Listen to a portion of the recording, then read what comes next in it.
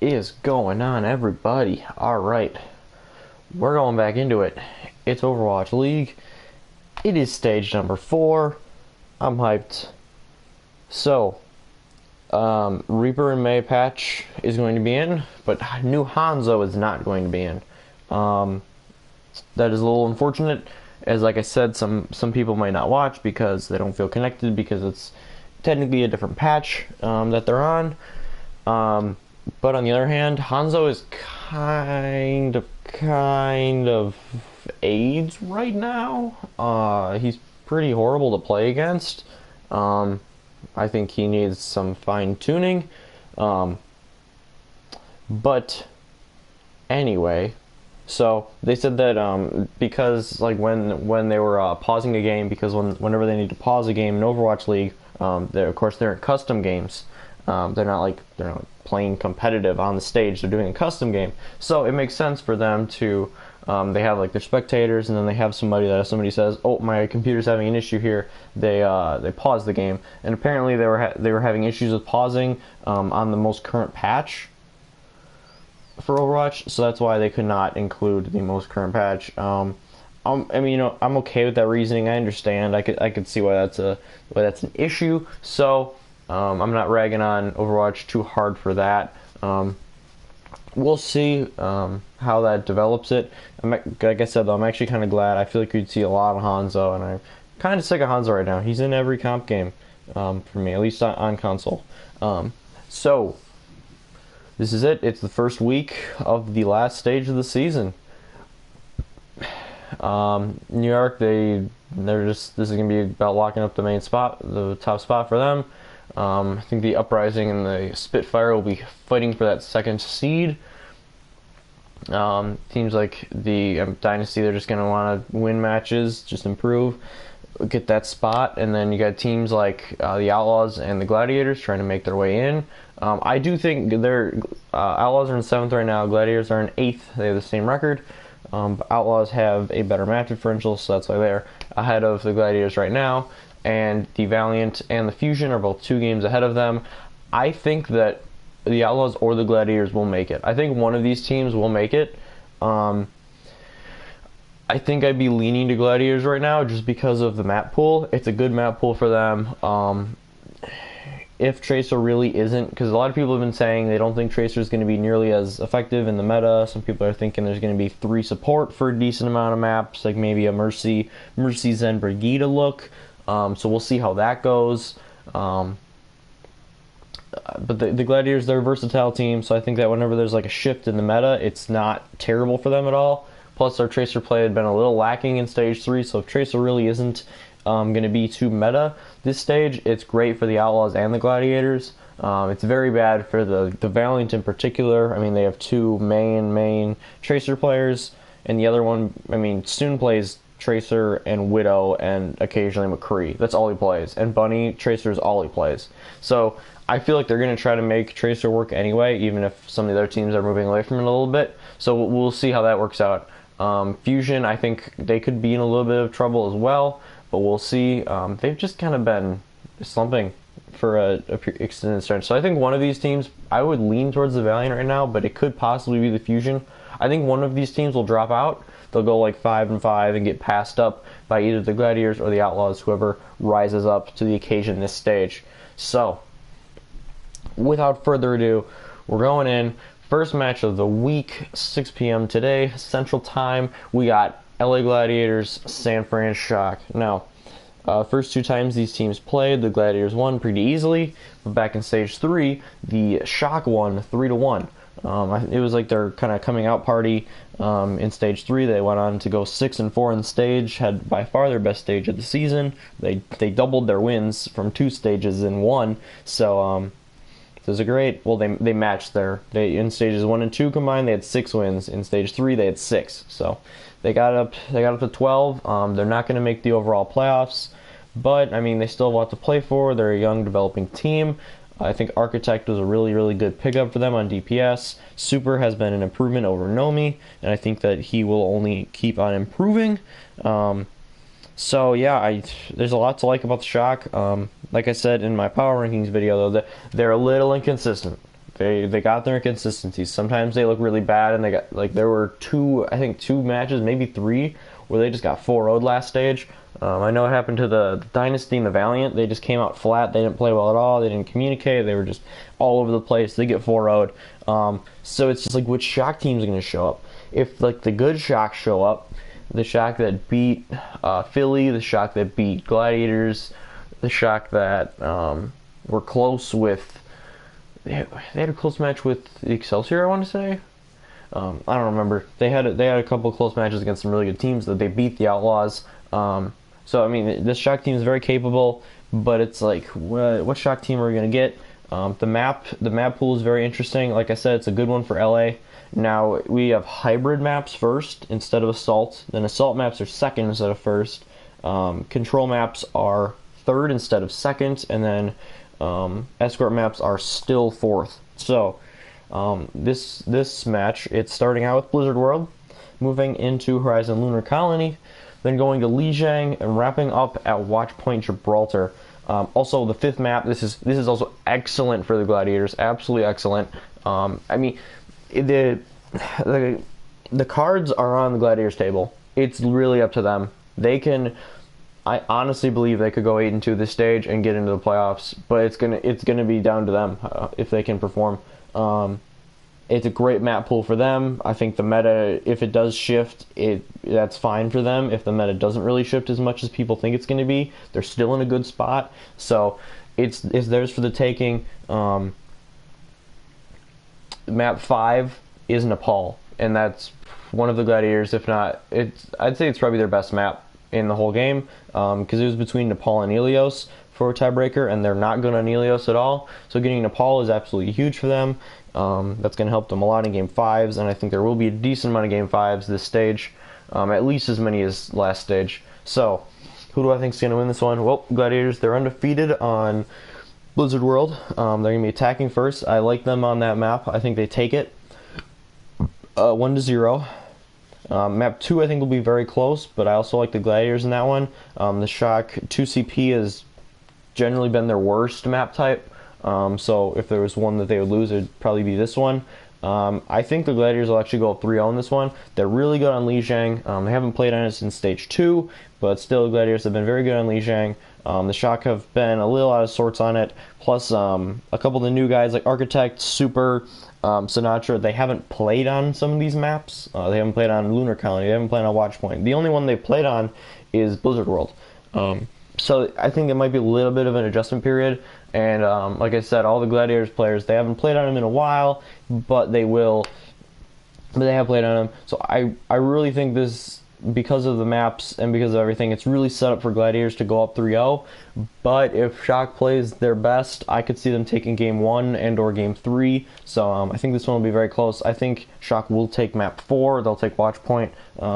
That game type has just been a bit weak for Gladiators, especially when they go up 3-0. They kind of don't push. So I think San Fran will come back and take that last map. It'll be a 3-1 for the Gladiators. I mean, I was going to say this is a really important match for the Gladiators. They've lost a lot of like Week 1 matchups that they probably shouldn't have in the past. But I mean, I say this match is super important, but every match is super important now. So against a team like this that you can beat, but can definitely beat you, they're both going to have to be at their best. So after that one, we got another great matchup. Seoul Dynasty taking on LA Valiant. So Seoul Dynasty, they recently had their change. They took Miro off of main tank. They put in Jaehong. And I mean, if you look at the stats, and Miro is better in a couple of categories, like deaths. He has less deaths. He has more jump pack kills, stuff like that. I think he might have more objective kills too. But Jaehong has better damage. I think he's got better elims. And I think Dynasty just looked a little better when he was in. They were a bit more aggressive, which is just good for them, because before they weren't really defensive, but they weren't really aggressive. They were just kind of like there, which is a terrible thing to do in Overwatch. So I think their team has more direction now, which is very good for them. The Valiant, like I said, depending on how the meta change plays out, we'll see what happens with them. If Tracer does take a blow, their team's going to take a blow. So We'll see. This match is going to be very important in determining what direction these teams are going in. This stage, I mean, if Dynasty has a crappy stage, if they go like 4-6 or 3-7 or something, they could. It's unlikely, but they could potentially fall out of the playoffs if the Outlaws or the Gladiators have a really, really strong stage, which is possible for both teams. So this is a big one. Valiant they've had Soul's number, I'd say. They 4-0'd them twice.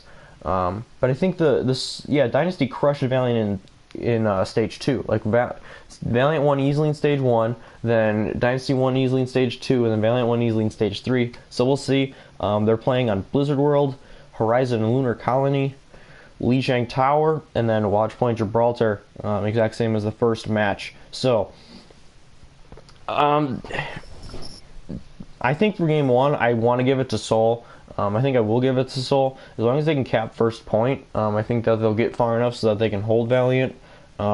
Map 2, Dynasty are undefeated on Horizon Lunar Colony. I think they'll keep that up. I think Valiant will come back and take game 3. I think Valiant will also win game 4 in a pretty close one.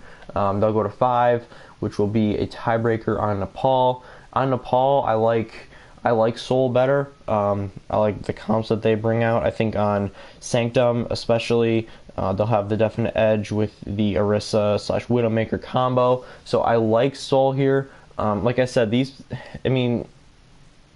predictions are probably the hardest of the year because people are saying that there's going to be a meta shift. If there is a meta shift, it's really going to influence how some of these teams perform. So for this week, I'm spitballing a bit, and then obviously after the first couple matches go down, we'll see how it develops going forward. But yeah, I like the Dynasty in this one. I think they're going to take it in 5 games. Then moving on to the third match. Here's where it gets interesting, boys. We got Dallas Fuel taking on the Shanghai Dragons. So a lot of people think, I also think, I think you'd be remiss if you didn't think that this is Shanghai's best chance to get a match win. This is their best chance. They've been improving every week going into stage 3. They've been consistently taking a map off people, having a couple other close maps. Fuel is at their worst. Effect is not coming back for all of stage 4. I mean, it's the perfect setup. Fuel's looking at their weakest. Shanghai's looking at their strongest. They're playing on King's Row, which is a map that Shanghai has won a couple times before in the past. They're playing on Hanamura, playing on Oasis, and then wrapping up on Dorado. So I think Shanghai needs to win game 1. If Fuel ends up winning game 1 on King's Row, I think it's over. That map heavily favors Shanghai. I think if Fuel wins map 1, it's a 3-1 in favor of Dallas. But I think Shanghai will win map number 1 because there's no way Shanghai wins map number 2. On Hanamura, Dallas has looked pretty good on. They can use the Soldier, which is probably their strongest asset, like with AKM on Soldier. I think that they can kind of go tanky on defense and have Siegler, Taimo, and Junkrat and really hold it down and prevent Shanghai from making much progress. So I think Dallas will win map 2. It'll be 1-1. Then on Oasis, I like Shanghai. That control has probably been their best game mode when they don't have to think about strategy as much and it's more like just getting into a fight with full strength. I like their brawling skills, I guess you should say. Like when a big fight breaks out, they have a tendency to do pretty well in it because they have some players with really good individual skill now. Gaguri, Otto, Dia. So I think that favors Shanghai. They'll go up 2-1. Dorado, haven't played it since stage 1. Shanghai was horrible on it in stage 1. I think they'll be better. It'll be pretty close, but I think the Fuel's defense will be good enough to stop Shanghai short. They'll go to a 5th map, and in the 5th map, I actually think Dallas will win. I really want Shanghai to win here, but Nepal is a good map for the Fuel. They have some good strategies on it when they run Seagull on May with their with AKM on Reaper. It's worked pretty well on Village, on Sanctum. I think they can set up pretty well with the Orisa Roadhog. They have some good Orisa and Roadhog players, so I think that it definitely gives the advantage to them. I think Shanghai, if they got Dia on Widow. I think they'll have an advantage over ACAM or whoever Dallas has on Widow. But still, I think Dallas overall has an edge on that map. So I think Dallas will win in 5. That's my gut feeling. I really hope Shanghai wins. I don't want them to go 0-40. I just want them to beat one team except the Gladiators. I don't know. Shanghai fans, this could be it. This could be your big moment. I would watch this match very closely. I think all 3 of these matches should be very close, very good matchups that could go either way. I mean, I could easily see myself going 3-0 or 0-3 on these 3 predictions. So, it's exciting. On to another match that should be fun. We got Boston Uprising taking on the Philadelphia Fusion. So, they're playing on Kings Row, then going to Hanamura, going to Lijiang for 3, and then finishing on Dorado. So, I mean, a lot of these maps we've seen them in stage 2 at the latest. So, that was when Boston wasn't quite as strong. So, I think that their win streak will end pretty soon here. I do think they'll beat the Fusion, though. Like I said, Fusion have just been looking shaky, even though it's a new map pool, and Boston won't have as much of an edge because they really, really like those maps in stage shape. They finished stage 2 strong after they got Gamsu back. So, I like their versatility a little more than Fusion, but Fusion, I think with this meta, they'll be able to run Poco on Zarya and Fraggy on Reinhardt. That'll be very good for them. I think that's why they'll win. I think Philly will actually win game 1, and Boston usually always wins game 1 because it used to be 2 CP, and that's what they were so strong on. So getting off to that 1-0 start really helped them.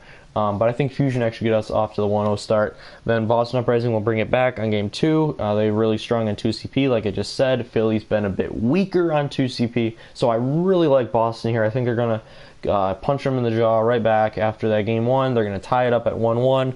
Then to map 3, this one's definitely going to go to 3. I don't think a team will 2-0 here on Lijiang. I think that for the cramped map, Control Center, I think that you'd say, oh, Boston has the edge because they got Striker and he's been really good on the Junkrat, but Fusion's probably going to run a Zarya, and Poco's been so good on that, so he's going to get charged. So if the Philly supports can just keep, if they can just stay alive and just like keep Poco up, he's going to rip through people, he's going to get his ults really fast, and they're going to have a big advantage there. I think, was it Kalios, who we haven't seen in a while, was usually their Zarya player instead of Note. Maybe Note was playing some Zarya, but I think he's not nearly as strong as Poco is on the Zarya. So we'll see for Boston. We'll see if Kalios makes an appearance.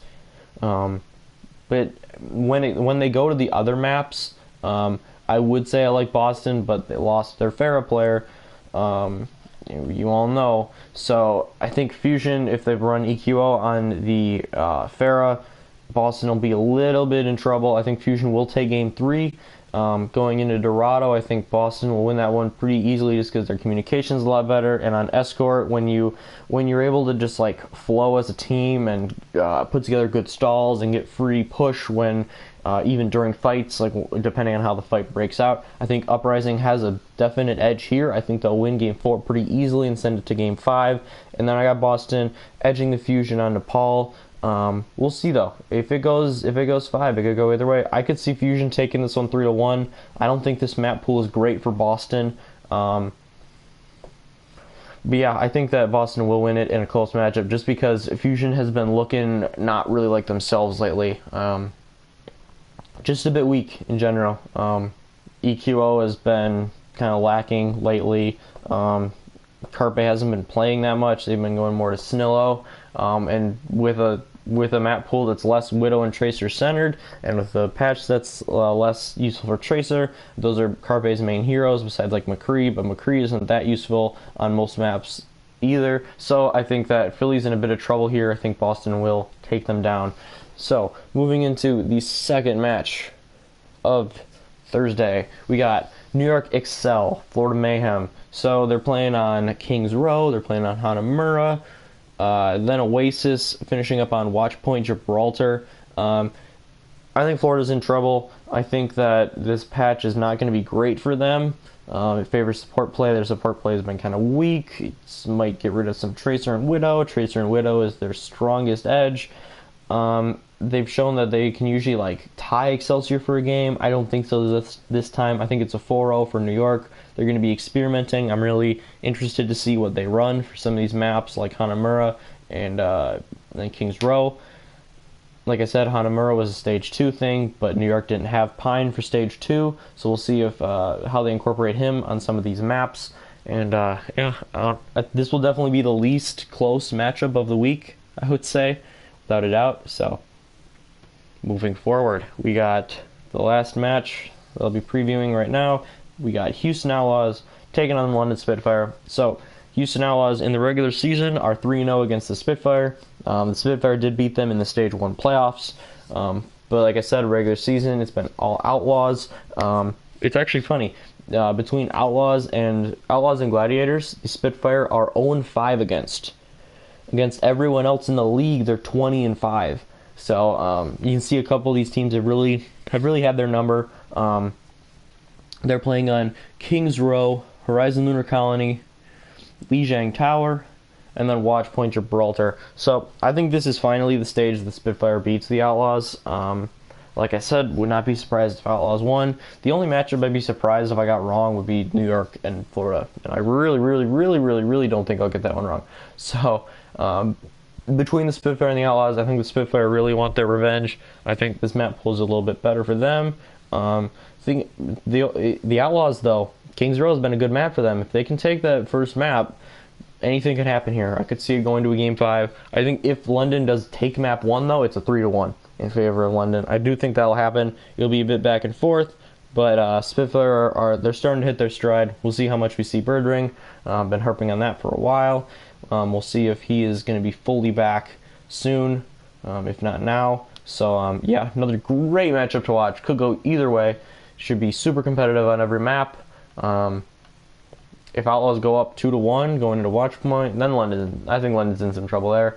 But I think if they go to 5, London still wins this one. So I'm going to have to pick the London Spitfire to get off to a strong start this stage. They got off to a very bad start last stage, so they're really going to want to get off to a much better start, plus take down the Outlaws, who they have not been able to beat yet in the regular season. So great matchups all around. I feel like Overwatch League has become so much closer now. There's even like the lower teams can compete with a lot of the teams in the league now. So I'm super excited. Hope you guys are too. Good luck to your team.